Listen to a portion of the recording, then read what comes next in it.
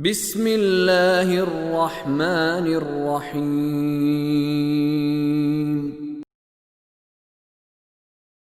قل لن ينفعكم الفرار إن فررتم من الموت أو القتل وإذا لا تمتعون إلا قليلا۔ اے رسول کہہ دیجئے اگر تم لوگ موت یا قتل سے فرار چاہتے ہو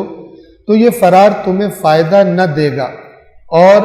لذت کم ہی حاصل کر سکو گے۔ یعنی آج جو تم جہاد سے فرار کر رہے ہو بہانے بنا کر، تو یہ تمہیں فائدہ نہیں دے گا۔ مرنا تو تمہیں ہے ہی اور جانا تمہیں اللہ ہی کے پاس ہے۔ خدا کے حکم سے نافرمانی کر کے تم بھاگ جاؤ گے جہاد سے تو کچھ عرصہ ہی لذت اٹھا سکو گے، اس کے بعد تمہیں اسی خدا کی بارگاہ میں پیش ہونا، اور جس تکلیف سے یعنی تم بھاگنا چاہ رہے ہو اس سے زیادہ تکلیف والا عذاب تمہارے انتظار میں ہے۔ آپ کی یاد دہانی کے لیے عرض کر دوں، سورۃ الاحزاب کے نام سے معلوم ہے جنگ احزاب جسے کہا جاتا ہے۔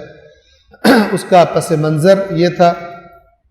کہ مدینہ کے جو یہودی تھے بنو قریظہ اور بنو نذیر ضاد سے، یہ اسلام کی ترقی دیکھ دیکھ کر اور طاقت جو روز بروز بڑھ رہی تھی اس کو دیکھ کر خائف تھے، تو انہوں نے چال یہ چلی کہ خفیہ طور پر رابطہ کیا مکہ کے مشرکین سے اور ان کو راضی کیا کہ ایک دفعہ اپنے سارے اتحادی لے کر بھرپور طاقت کے ساتھ مدینہ پر حملہ کرو اور مسلمانوں کی جڑ کاٹ دو اور مسلمانوں کا قتل عام کر دو، انہیں ختم کر دو، انہیں مٹا دو۔ اور نہ صرف یہ کہ مکہ والوں سے رابطہ کیا بلکہ ان کے جو بھی اتحادی تھے، ان کے قریبی پورے حجاز میں، انہوں نے ان سب قبائل سے رابطہ کیا اور اپنی دانست میں گویا کہ اسلام پر فیصلہ کن وار کیا کہ سب مل کر حملہ کرے پوری طاقت کے ساتھ، اندر سے ہم بھی ساتھ دیں گے، اندر کی رپورٹنگ ساری ہم کریں گے جاسوسی کے کیا ہو رہا ہے، اور اسلام کی جڑ کاٹ کے رکھ دیں گے۔ تو مشرکین مکہ بھی اور باقی بھی ان کے اتحادی الائز سب کے سب مل کر آئے، اور جب رسول اللہ کو بھی اس بات کی اطلاع مل گئی تو حضرت سلمان فارسی ان کے مشورے سے خندق کھودنے کا فیصلہ کیا گیا، اور رسول اللہ خود بھی صحابہ کرام کے ساتھ خندق کھودنے میں مصروف ہوئے۔ غذا وغیرہ کی کمی تھی، صحابہ کرام نے بھی سینوں پر پتھر باندھے ہوئے تھے، پیٹ پر پتھر، بھوک کو کنٹرول کرنے کے لیے، اور رسول اللہ نے بھی ان سے پہلے اپنے پیٹ پر پتھر باندھ لیا تاکہ بھوک کی شدت کو کم کیا جا سکے۔ تو یہ خندق کھودی گئی، اور یہ خندق اتنی زبردست تھی کہ جب وہ کفار آئے مدینہ کے قریب تو حیران رہ گئے، ان کی توقع ہی نہیں تھی کہ اس قدر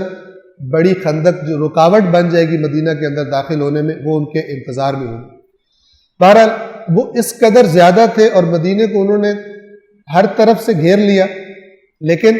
جو انٹرنس کی سائڈ تھی وہاں خندق تھی، باقی سائڈوں پہ پہاڑ تھے، وہ آ نہیں سکتے تھے۔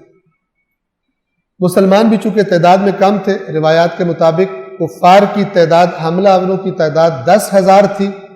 اور مسلمانوں کی تعداد جو تھی حد اکثر 3,000 تھی، جو رسول اللہ کے ساتھ مدینہ کا دفاع کر رہے تھے۔ اب یہاں پر پروپیگنڈا شروع ہوا، منافقین اور کمزور ایمان والے، ناقص الایمان۔ منافقین افواہیں اڑاتے تھے، پروپیگنڈا کرتے تھے، اور ناقص الایمان جو مسلمان تھے، قرآن کی آیات آپ نے سنی تھی کہ برے برے گمان کر رہے تھے اللہ کے بارے میں، اور بعض نے تو یہ کہہ دیا کہ یہ سارا کا سارا جو وعدہ کیا تھا اللہ نے اور رسول نے یہ سب جھوٹ تھا، یہ دھوکہ تھا، اور آج موت ہمارے سامنے آئی کھڑی، اب ہم بچ نہیں سکتے۔ پھر یہ پروپیگنڈا ہوا کہ یہاں سے کسی طرح بہانہ کر کے نکل جاؤ